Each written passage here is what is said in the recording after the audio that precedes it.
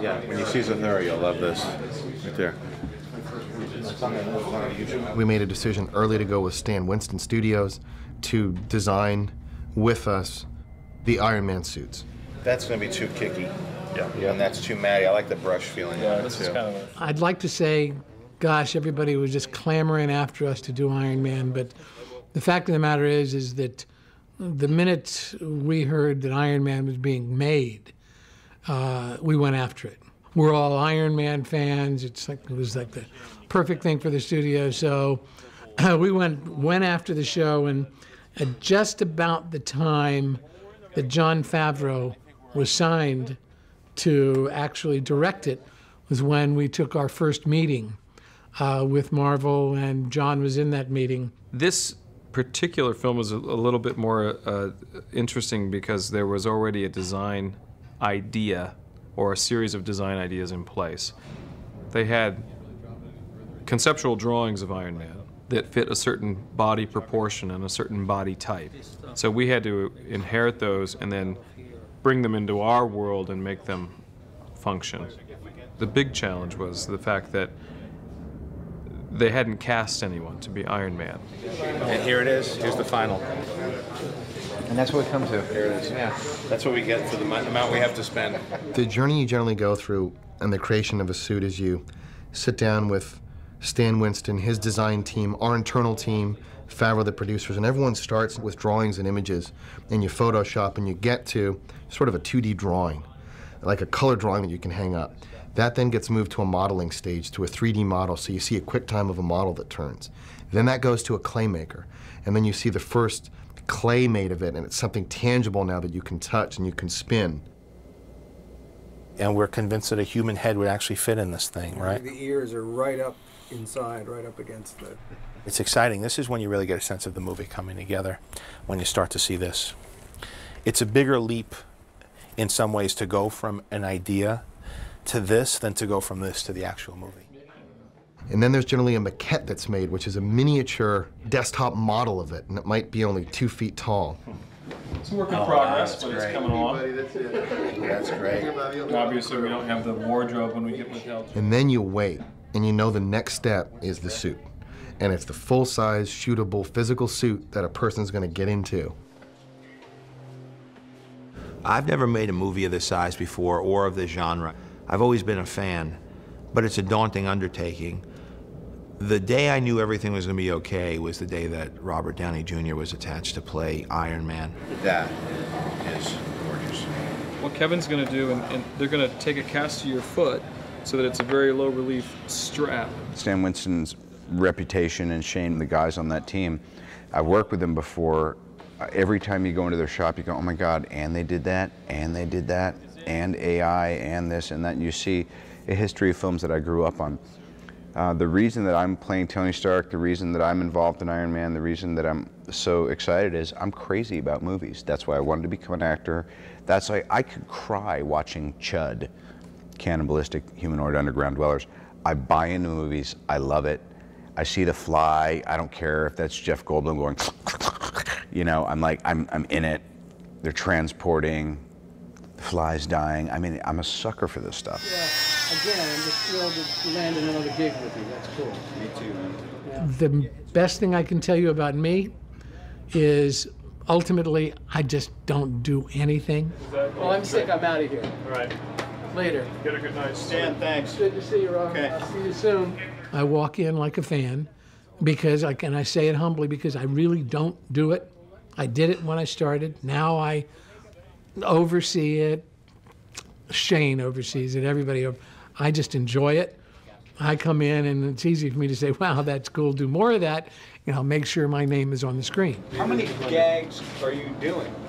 We're going to do the inclined one after this one, but this one right now you're more upright. We're just going to do a small blender section. Hey, I don't like my little tummy there. I'm not doing all this core work for nothing. That's all I'm saying. Behold the mass. I'm beholding the We could hold off on this part.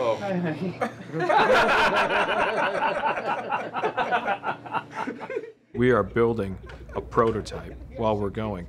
We've never built an Iron Man suit before. Dude, you're zooming in on my hammer right now, aren't you? He's up on the hammer. twisted parlor games going down here.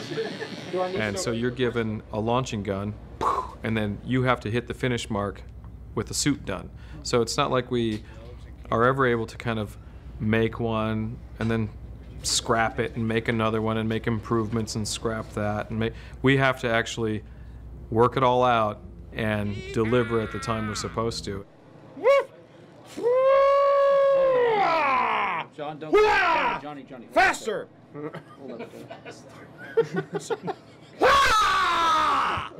Thank you. Right now you're in the Stan Winston mold shop, the finishing shop. What you see behind me is where most of the parts are being modeled and parts are being painted. There's about 450 individual parts that make this suit. This is going to be the Mark II's chest. This is where the RT will go, and it's actually spray chrome metal, and it's been brushed. This is actually the process of putting in the rivets based on the design. And it's not really a polished rivet at all, it's just the illusion of a polished rivet. These are two pieces from the Mark III, and these are from our early test. This enormous calf that has sort of the accoutrement of like jet engines and things. But the foot goes in here, and then these panels had to be designed to slide and move. These are large sections of the Crimson Dynamo that are being made. This is a negative flexible mold, and these are just quickie temporary molds to pull out hard shells. What's interesting about what Trevor's painting is that this is a flexible paint for urethane that doesn't crack or buckle, and we have a lot of parts that are actually flexible. And it took a long time to get that to work. And this is Tim Nordella, who's mechanizing the Crimson Dynamo. There's a hatch that opens, revealing the sinister man who's inside.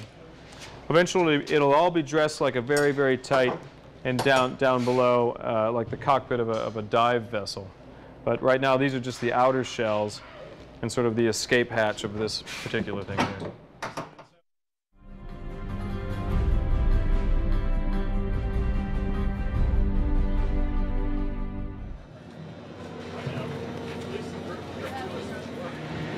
When you work with someone like Stan Winston's company, so far, this is John and my second film with them.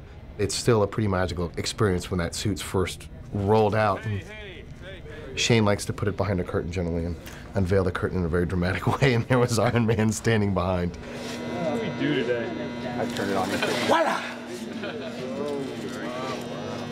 And then you look at it and you touch it, and it's sort of half excitement and half fear because it's very real.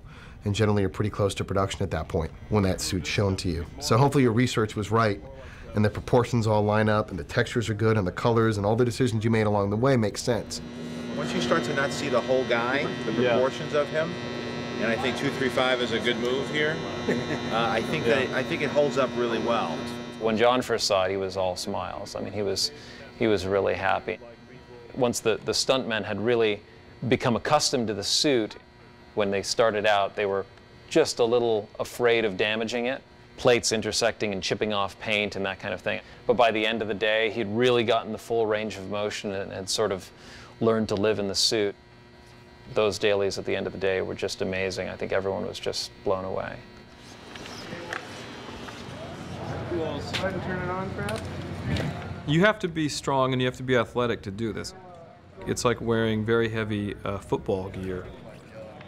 Your endurance level has to be up for it because it's a double-edged sword. We have to make it light enough to move, but we have to make it heavy enough not to just completely, crack apart when somebody puts too much muscle into it. So just do a, like the first guy, outside the door. The Mark I with the flamethrowers and stuff was close to 100 pounds. Without the flamethrowers and the gas and everything on it, it was maybe 60 or 70 pounds. Okay, and roll camera. What it feels like you're doing inside the suit doesn't relate at all. When I'm walking, if I look down to see my mark at all, they notice. But when I roll my shoulders up and try to get the hero pose, they can barely see it. So it's taken a while to watch ourselves on camera to learn what it looks like and what the moves relate to. Another rotation, Mike. Like right here it locks out. Here the weight comes down on my shoulder. So to be erect, Is this what you're looking for? Well, I just want to see it, because right now we're seeing, I see you crouch, right? Yeah, the hero poses kind of came from us just kind of striking poses and looking what looked best, and then them saying, yeah, hold that, and things from the comic book that they took and poses they want, and then there were some that we came up with our own, and just different looks, and, you know, trying to show that you could see his character. If he's angry or if things are going good in the suit, they wanted to see that on camera. Roll camera. Action.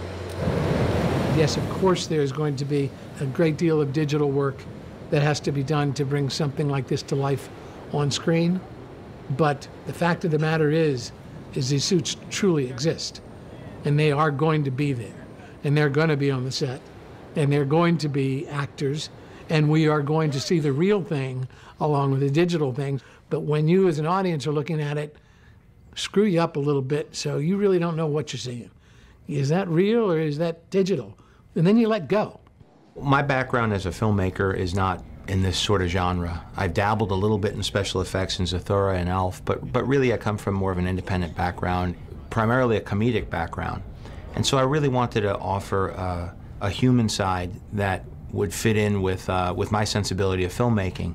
And in assembling the cast that I did between Robert Downey Jr. and Jeff Bridges, Gwyneth Paltrow, Terrence Howard, that's a cast that I would be happy to have in a drama or a comedy. And to be able to have them to support a bigger-than-life superhero really offers the possibility to exceed what people's expectations might be of this type of genre. Listen to me. You are like a little child sitting next to its father in a car with a plastic steering wheel, turning the wheel, but its father's driving, Tony. Well, then let me out of the car. Join me. Let's get there and let us start. We can raise all the funds we car. What do you mean? I was the one who arranged the injunction, Tony. You could have saved a lot of trouble if you just... Did I hear you? Yeah, no, that'd be great. That'd be great. I'm in the house. I think it was my manager, David Schiff, was very excited about this project. He was telling me about Iron Man. And I said, oh, who's directing? And he said, Jon Favreau. I said, oh, God, he's such a wonderful director, writer, and actor. I said, he'd be great to work with. And who's playing Iron Man? Robert Downey Jr. So, wow, so that's a pretty good team right there.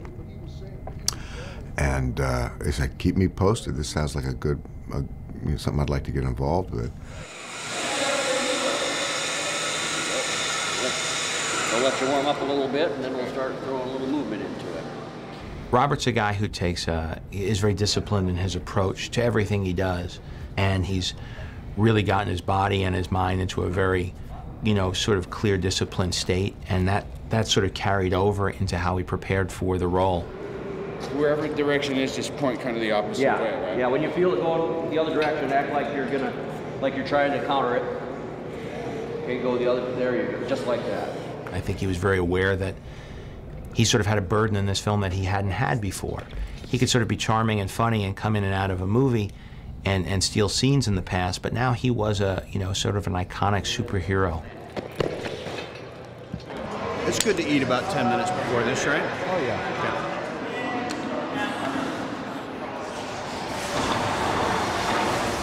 I weight train crazily, and I do a lot of martial arts and yoga, Kung Fu, Wing Chun Kung Fu, but I was doing that anyway. About a year ago, I said, I really want to put on some size, which isn't easy when you're in your late 30s, and now I'm 41. I thought if I'm ever going to do a movie like this, I've got to do it quick before it's not embarrassing. But anyway, I feel like I've got a 5 to 7 year window, and then if it goes past that, then I'm sure all the optical stuff and CGI will have advanced to make you look better. That's good. How's those legs, baby? Yeah, no, great shape.